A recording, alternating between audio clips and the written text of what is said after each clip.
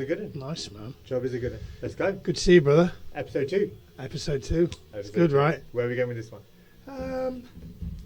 It's interesting. Like I didn't prepare for this one. I think that's a really important conversation because one of the things I've been learning about recently is about control.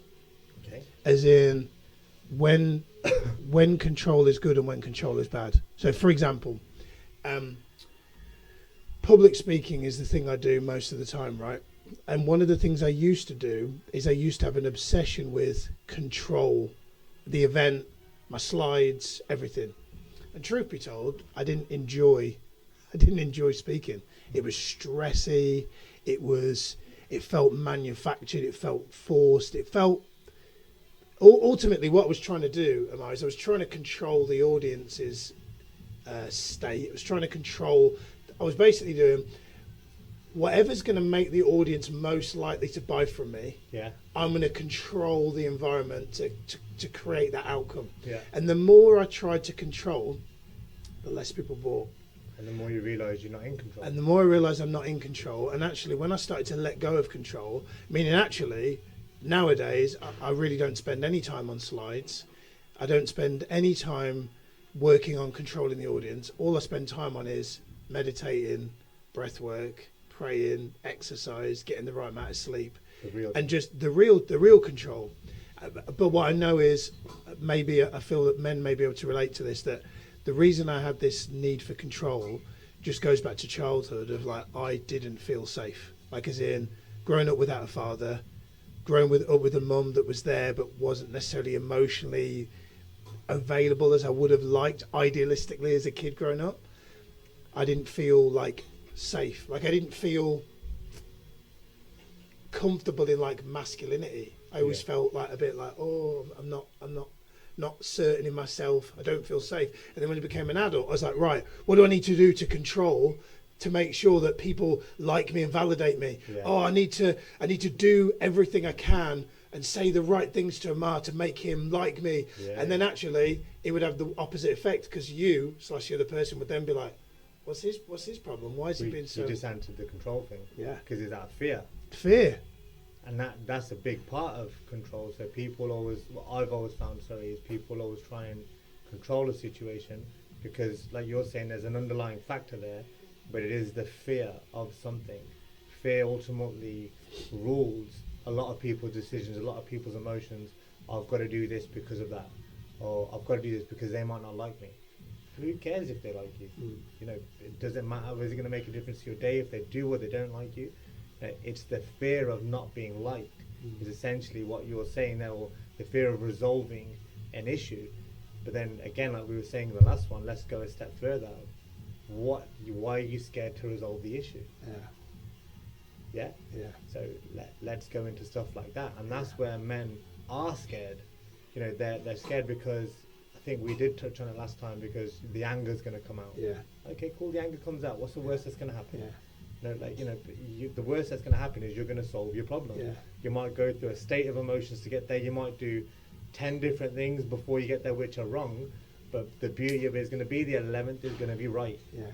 And that's the beauty of stuff like this. When they say, control, you never can control anything. When you only start to live when you realize you're not in control. But what is important about control, well, I actually don't think it is control. I think what is a defining factor of successful people is how quickly they adapt. I can adapt to a situation at the click of a fingers. I can process it in my head and I can think, okay, the circumstance is what the circumstance is. How quickly am I going to adapt to that situation?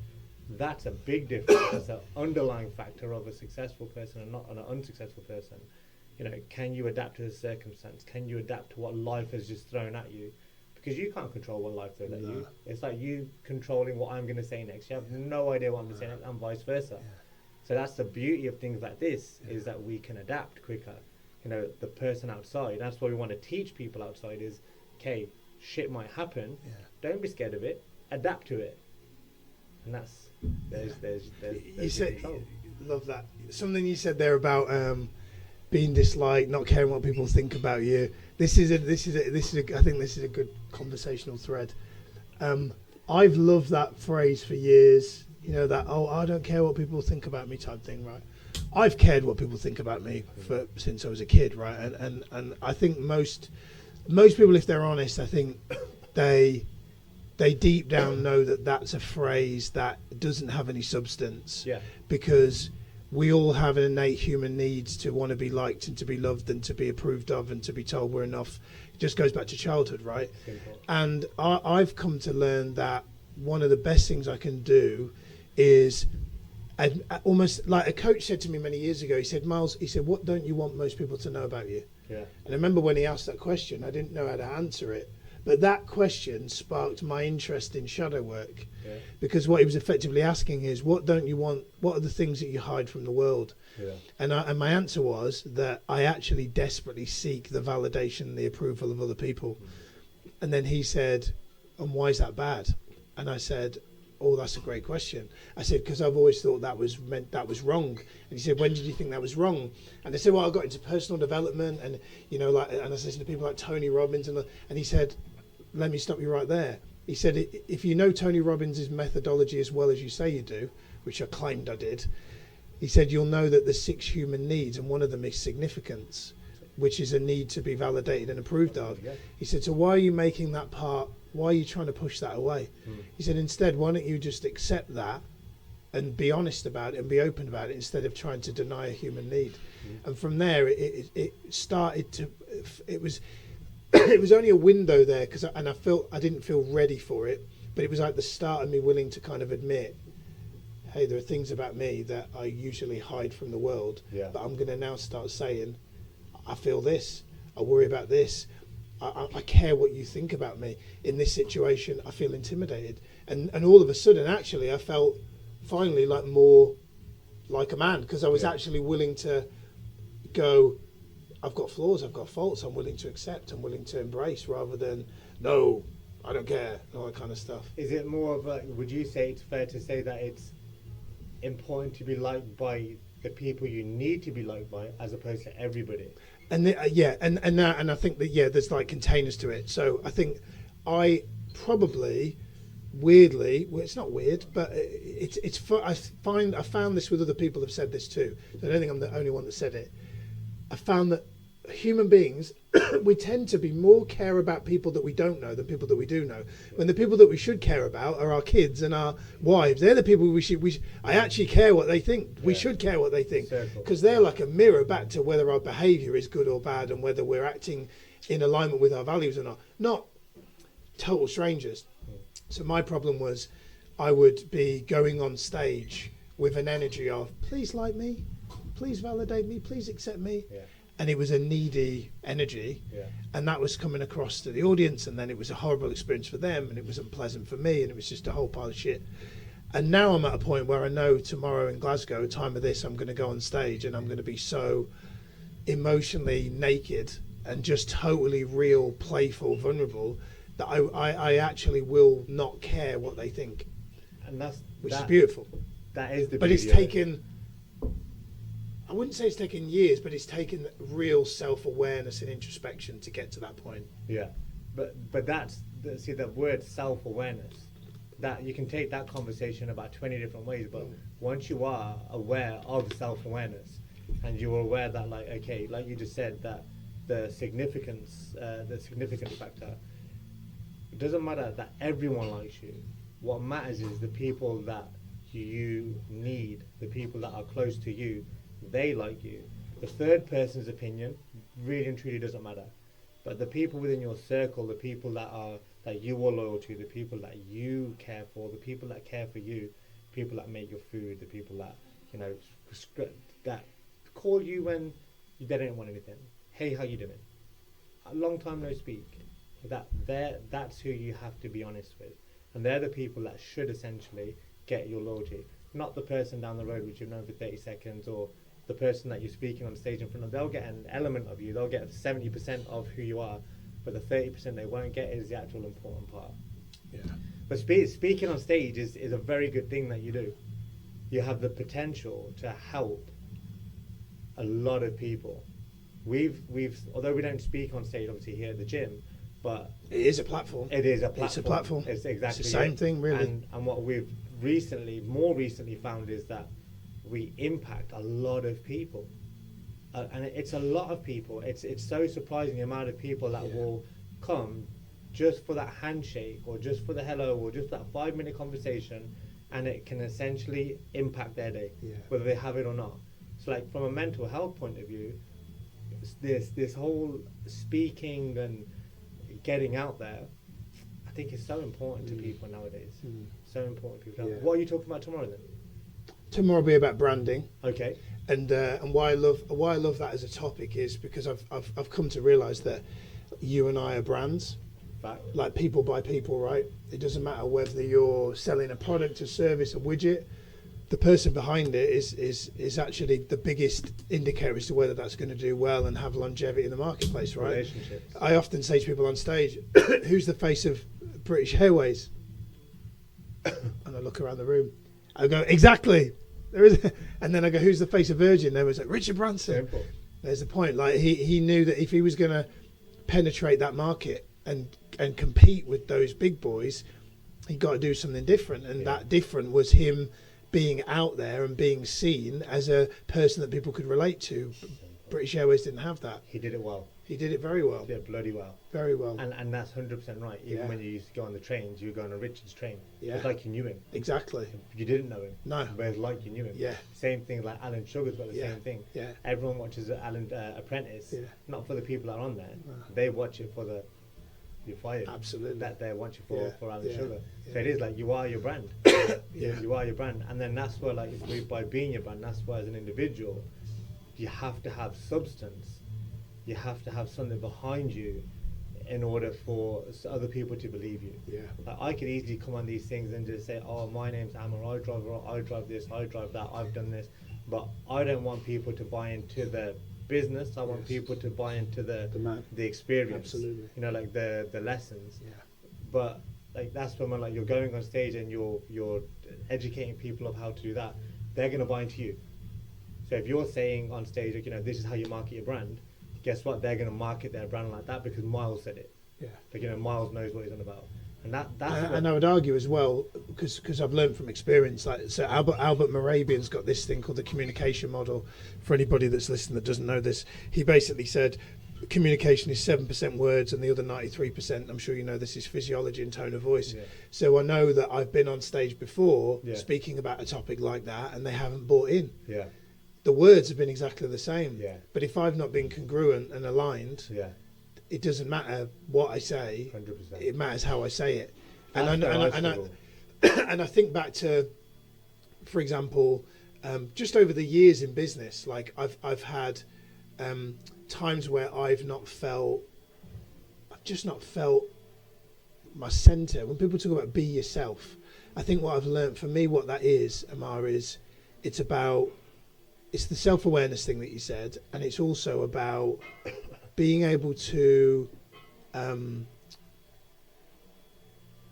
be almost, for me, I think it's really important. Some people say it's not, but I disagree, to actually openly talk about that. What don't you want people to know about you?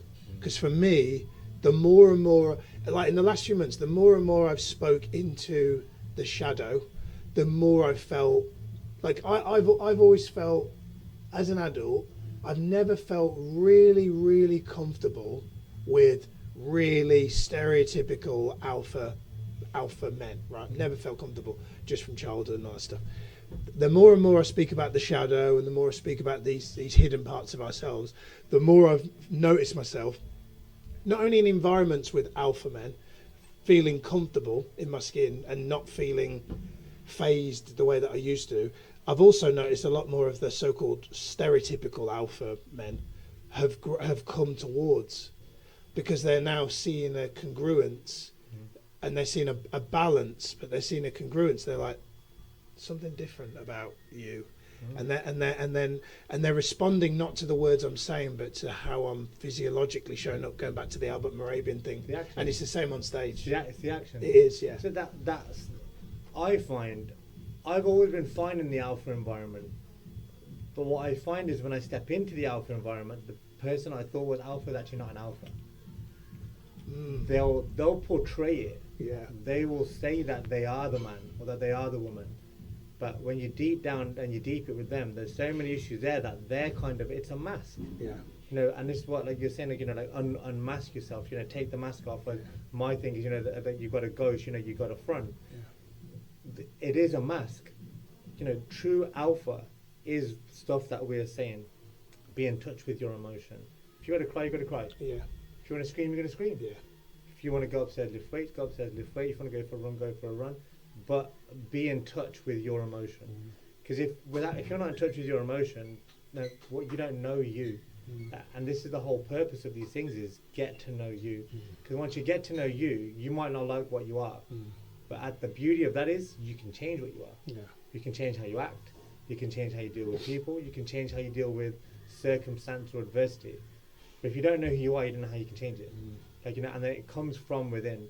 And by educating people or educating is the wrong word, I would say, by guiding people down the path of, okay, let's get to know you, but let's make you a better person.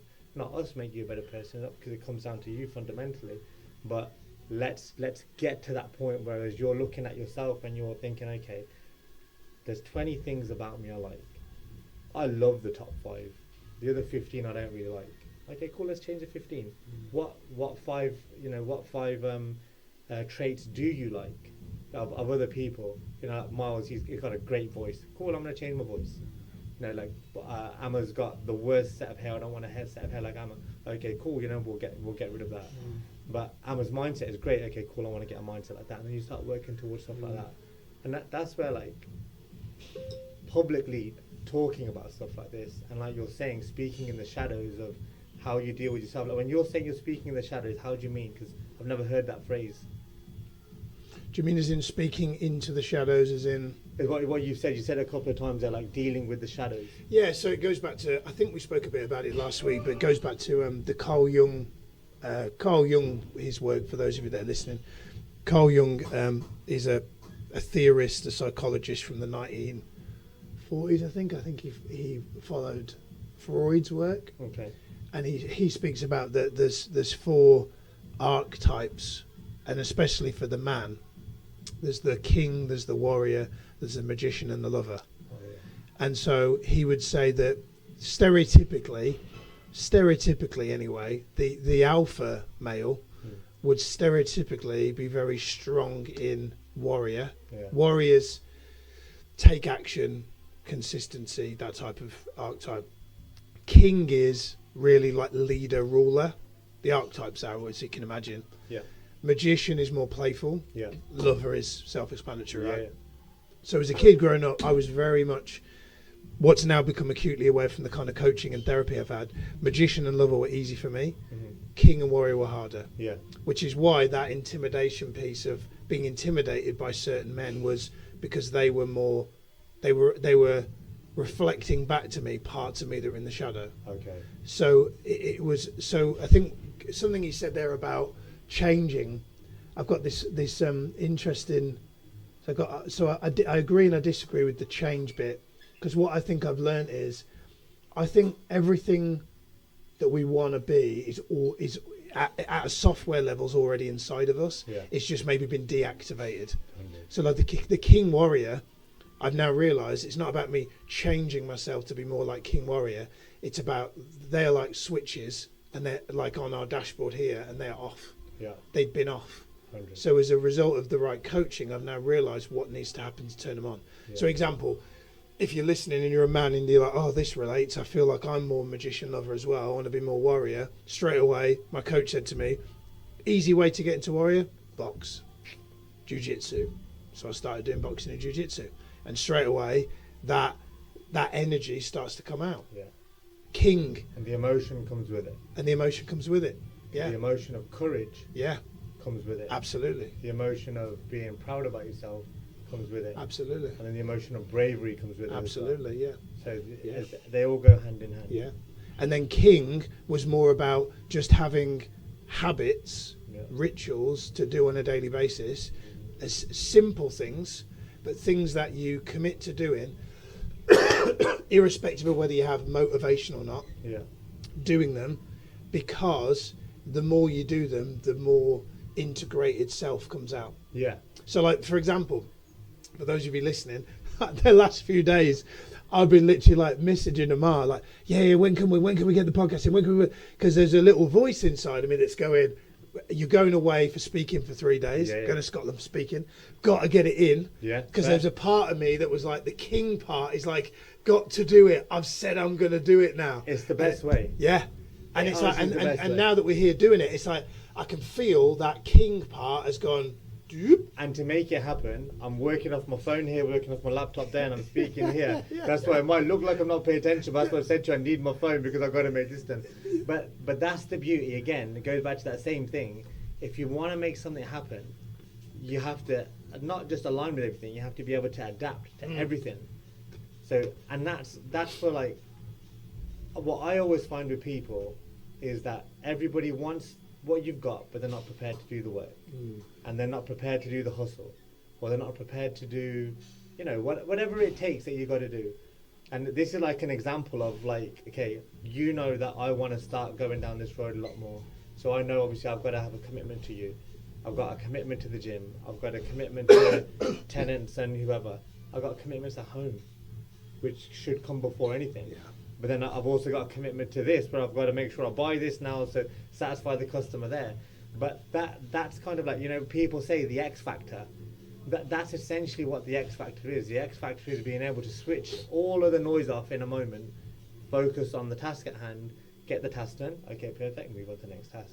And that's kind of like what a lot of people I find it amazing that people don't have that, because I've always had that. I've got that from my dad. So have what specifically? Have the ability just to shut off outside noise and focus on a task, or focus on 5 tasks, but get all 5 tasks complete. Yeah. So like, again, even though like I'm speaking with you here, but my attention's here, but doesn't mean my attention isn't there. Yeah. But it's like when people, what they'll, I think, would typically tend to do, what I've seen, if they can only focus on one thing, like, you know, when they got the blinkers on. So you give them a task, okay, cool, I've got to paint that wall black. I can only focus on painting that wall black. I'm going to forget about painting this wall white for a minute, because I can only focus on painting that wall black.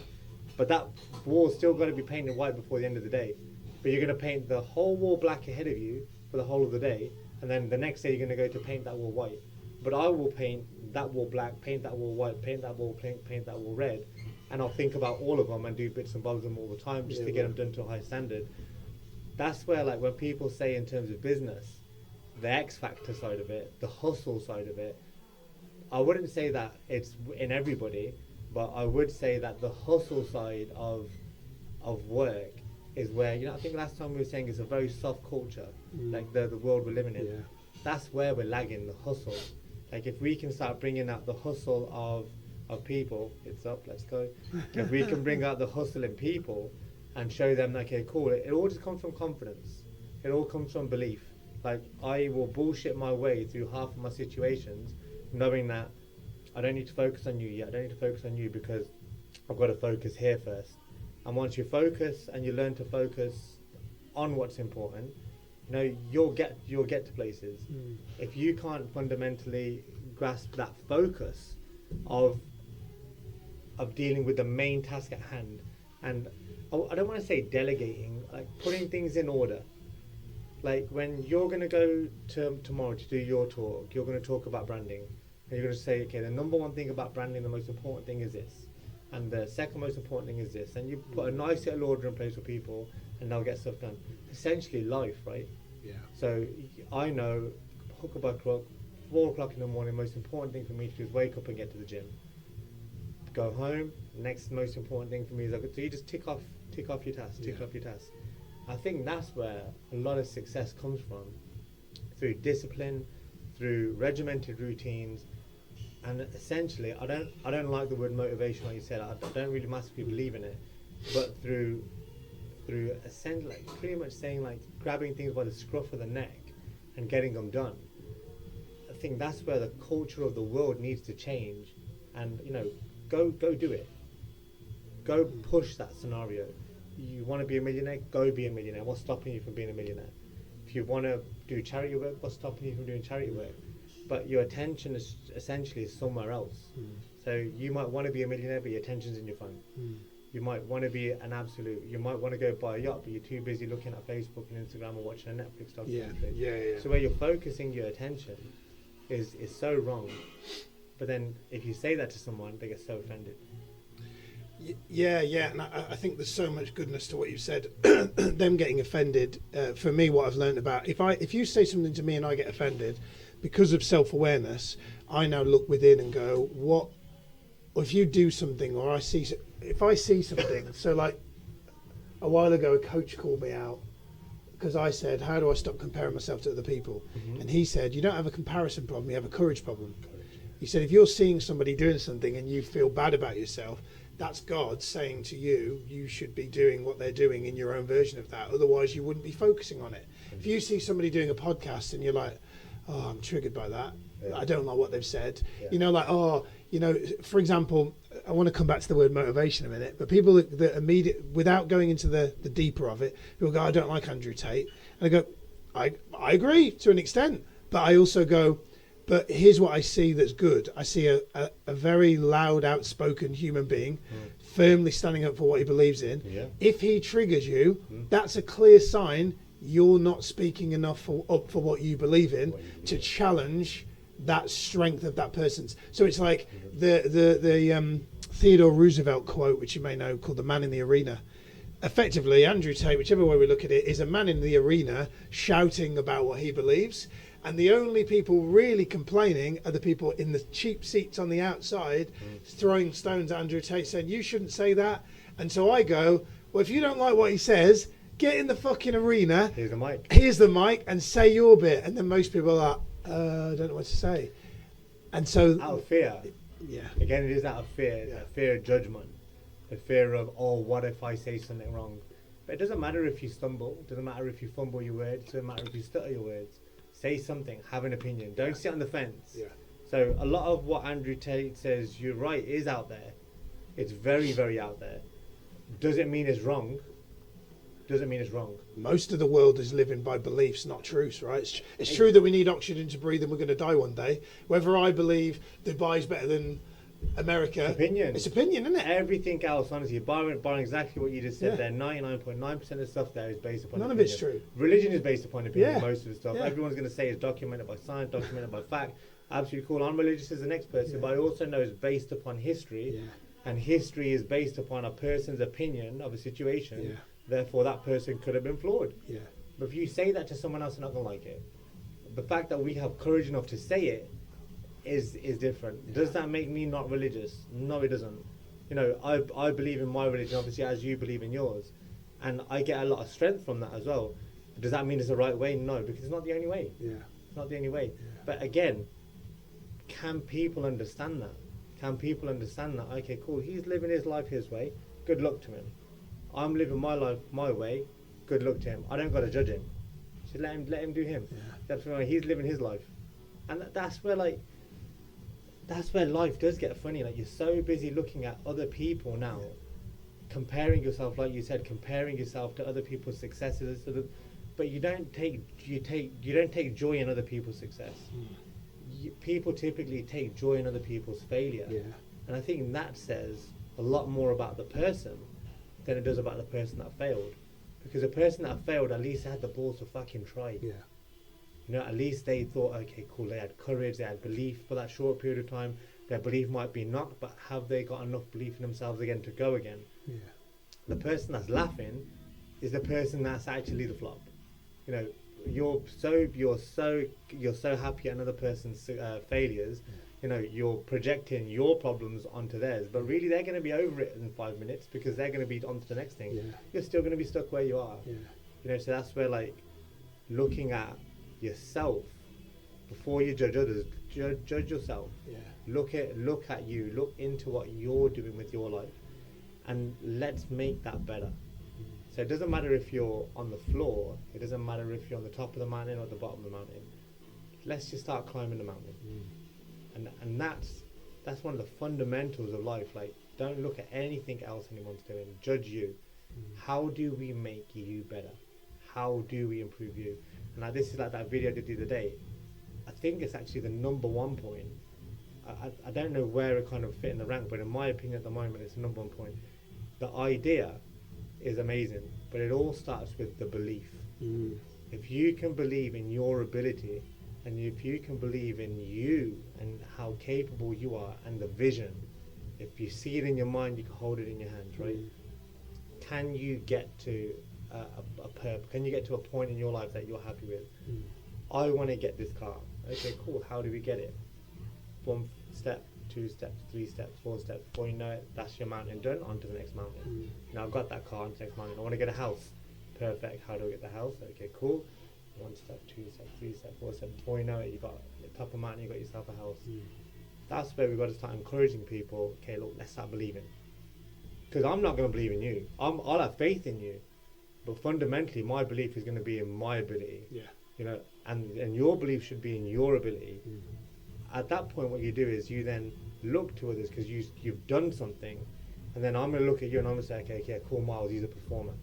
He's going to come with me. He is, because I want to latch onto you, and vice versa. He does what he says. So let's go together. And then your circle gets bigger, and you're only ever as strong as your circle.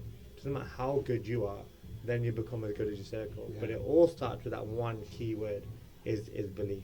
You know, it's interesting you talk about belief. I actually believe self-belief's overrated. Okay. So I actually disagree with, not disagree, but yeah, a lot of what you've said, I feel, from my experience, I feel is not. I actually don't think people need self-belief in themselves. I actually think what people really need is proof that it's already worked. So, for example, Roger Bannister, right? Yeah. 4 Minute Mile. 4 Minute Mile, yeah. There's been hundreds of people that ran a 4 Minute Mile since. Yeah. I talk about this on stage. I'm most interested in. So what's really interesting is the amount of people who first he said it couldn't be done, then he did it, and then in the I think it's 3.5 weeks after he ran a 4 Minute Mile, there was about, I get the number wrong, so forgive me, I'll get this number wrong. It was about 27 people in the 3 weeks after, in 1960, whatever it was. Again, I probably got the year wrong, but it was about that time. 27 other people ran a 4 Minute Mile, and I go, that's really interesting.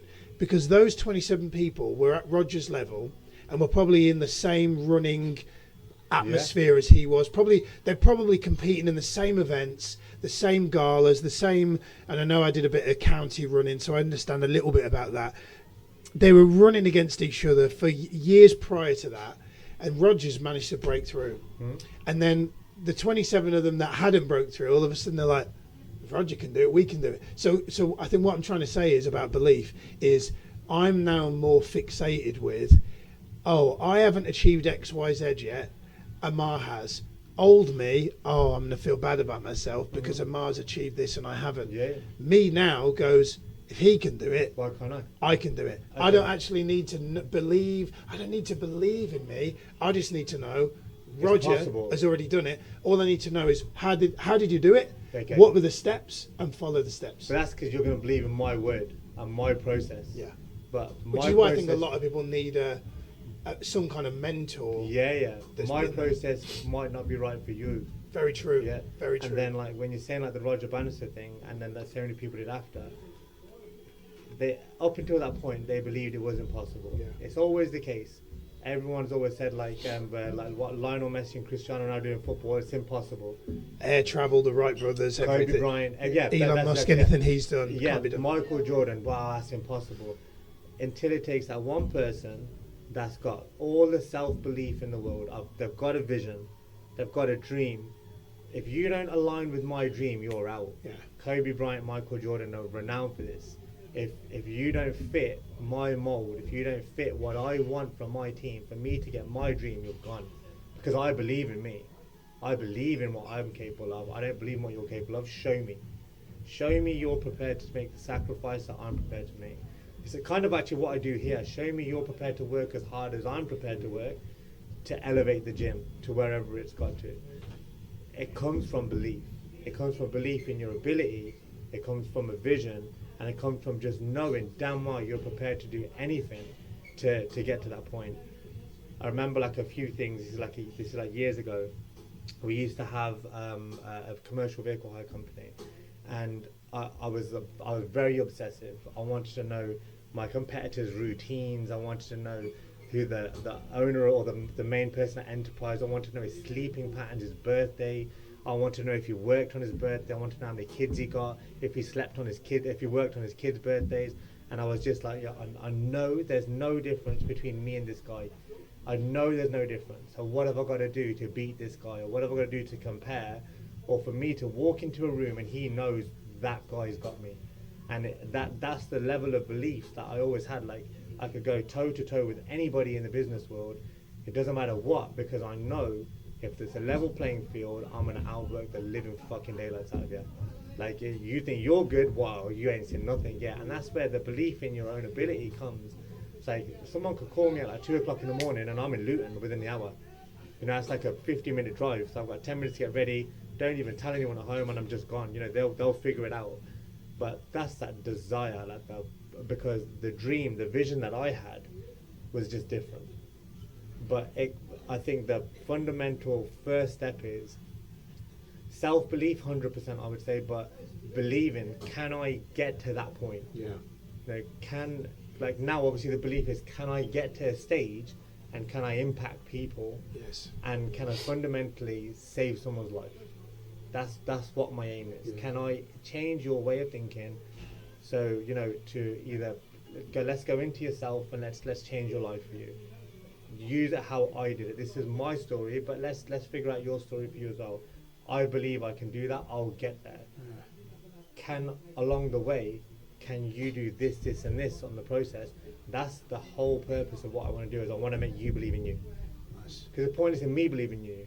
Because what me believing in you is not going to make you scrub the floor. It's not going to make you start the business. Yeah. It's not going to make you go on a holiday. It's not going to make you make the move.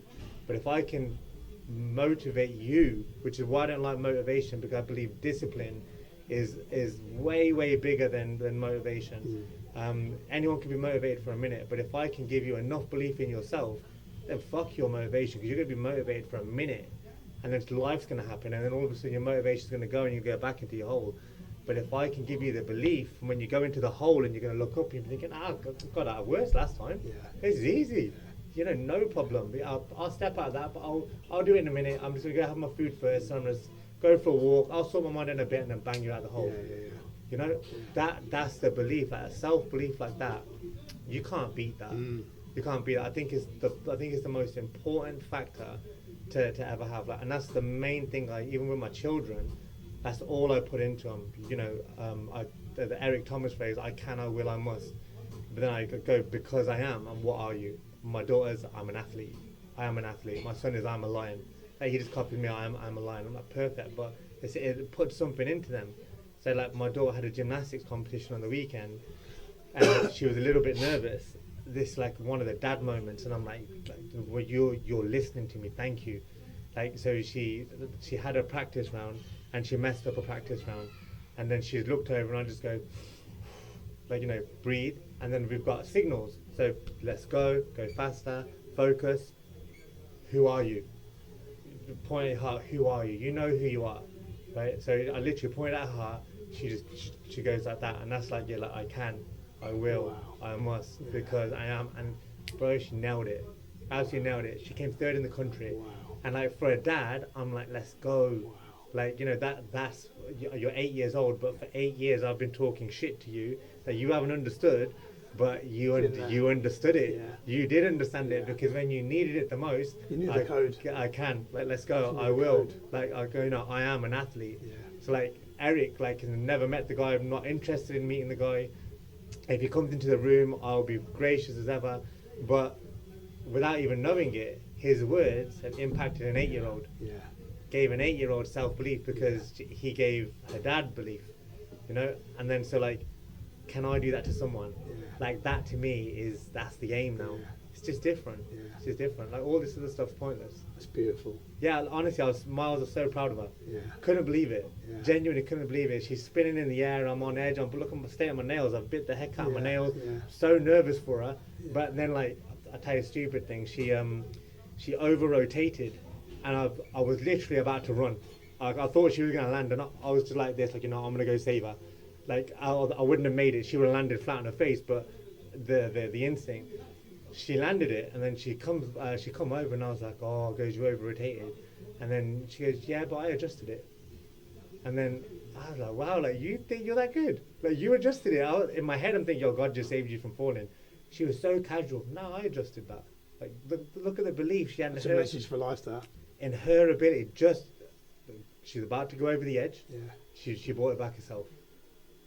That's exactly right. It's Wow. and she's 8.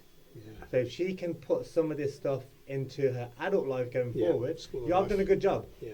I've done a good job. Like, you know, I'm happy. Like, you know, like as parents, we've done a good job Yeah. there. Like, and that's kind of like where the belief element of it. Like, I know a lot of people don't believe in self-belief. There's confidence. Life can come in the way, but fundamentally, if you believe in your ability as an individual, life can't knock you. Yeah. It can try. Yeah. It can definitely try. Yeah. It can send everything under the sun. Yeah. But do you believe in yourself? Yeah, then it doesn't matter how big the hole is, we'll get out. Yeah. I rambled for ages. No, it's good. It's good. The last couple of things I want to talk Go about. for it. Motivation. You said, you're saying you don't like that as a word, and I agree. Unless it's dissected, I think everything, if it's dissected, there's always something in there. But when you break down the word motivation into 2 parts, it's motive for action. Yeah. And I think a lot of people, and me, I can speak and be honest and real about this. It's called the unmasked man for a reason. Have not necessarily been consistent enough with action. Goes back to the archetypes we were speaking about, and also because I've not had a strong enough motive. Yeah. I think motive's really important. Yeah. For me, motive is the why. It's like, okay, you want that thing, why? And I think most people maybe have one surface level why or 2 surface whys, but there's not a deep enough why. Yeah. The guy called Dean Graziosi talks about this concept called 7 layers deep. Mm-hmm. And he basically had a coaching session with a guy who said he wanted to do some school for underprivileged kids. And he got him to say, you want to do that, why? And he gave him the reason, and I can't remember what the reason was, but he kept asking why. But not like 7 different reasons. What is the deepest reason why you want to do that? It's like years ago when I was selling memberships for a living in gyms, and the lady came in called Sandra, and she was like really guarded, and I'm here for a look around, I've only got 5 minutes, I don't want any sales patter. And because I'd been raised by my mum running a gym for 20 years, the part of me wanted to just get rid of this woman because she was rude and guarded, but I knew my mum, I could hear her in my head going, make an effort with this woman. Yeah. So I was like, Sandra, why are you really here? And I asked it in a way that obviously kind of pierced through her defense system. Yeah. Why are you really here? What's the real reason? Oh, I just want to lose weight. But why? Oh, because I want to feel better about myself. Why? Yeah. It was just all surface. I was, even back then, even though I didn't know this 7 levels deep thing, I'm doing this at 20 years old. Why? Oh, you know, because blah, blah, blah. Surface. Why? I kept asking why. And then eventually she broke down and she started crying and she said, been snapping at my kids, don't feel good about myself. Me and my husband are talking about getting divorced. I'm worried he's either going to leave or have an affair. She broke down in tears. The happy ending is she filled in a membership form. She joined. She went home. 3 weeks later, her husband came in. He started joining. He started training. I think she dragged him in. 21 years later, that gym's in Stevenage. Still married. Still members of that gym. Wow. That's right.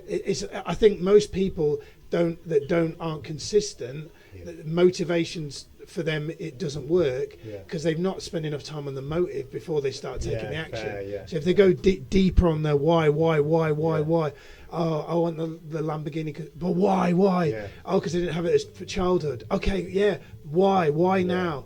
Because I want to prove to the bullies at school. Why do you want to prove to the bullies at school? Because I hated that I was bullied. Why? Like, and all of a sudden you're like, they snap. Yeah. And it's like, off you go. Not fair. The reason, but the reason why, 100%. Like Chris Williamson's podcast, Modern Wisdom, if you know it, and he says the reason why he has the podcast was because at school he used to go to speech competitions, and he would get bullied by the other kids that were playing football and sports, and he was like, but I love it, I want to do it, and he would get bullied, and he said, now I look back and go, the thing that I was bullied for, my why, is now the thing that has made me the most successful. And recently, a kid who bullied him at school found him on Instagram and DM'd him and said, firstly, I'm sorry I was the kid that bullied you at school. Yeah. I'm really proud of what you've done with the podcast. Amazing. And as a result, check this out. He goes, my kids now are being raised different because I was a bully and because I've now told them that I bullied you and what you've become as a result of that.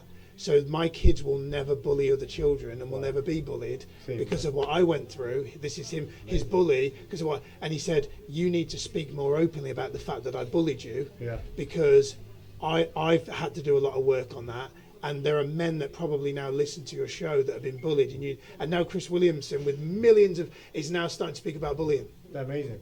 Like what? So out of every pain, there can be a motive that can get a person to take action that is far beyond the fancy car. The lesson beyond the lesson. Yeah, it's like you. It's the fancy car, but behind all that, Yeah, it doesn't make it's really about. 100%. It's that's all it was really ever for. So there's a lesson in everything. What you take from the lesson is on you. Exactly. I think, again, same day I did a video a couple of weeks back. Learn the lesson from the lesson, but don't forget the lesson. Yeah. I know that's a lot of lessons in that sentence, but we will learn something from the lesson that's come.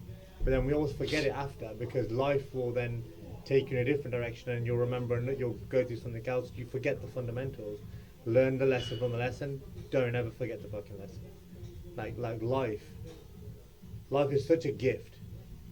It is such a gift. Like, the beauty of life is we're constantly learning. Doesn't matter if you're 42 and doing whatever. It doesn't matter if you're 15 years old and you're listening to this and you're doing whatever. You could be getting bullied. Like, we experience it a lot in the gym upstairs. What we always say is just don't forget the lesson. There's another day. Everything passes. There's another day. Don't forget the lesson from it. Take something from every situation. Even this podcast with yourself, like from the belief to the motivation, as deep into life as we both are, we can always learn. So what's stopping other people from understanding that, okay, I might be having some shit, but tomorrow, once that lesson has passed, it makes me stronger. And that's life, isn't it? It's life.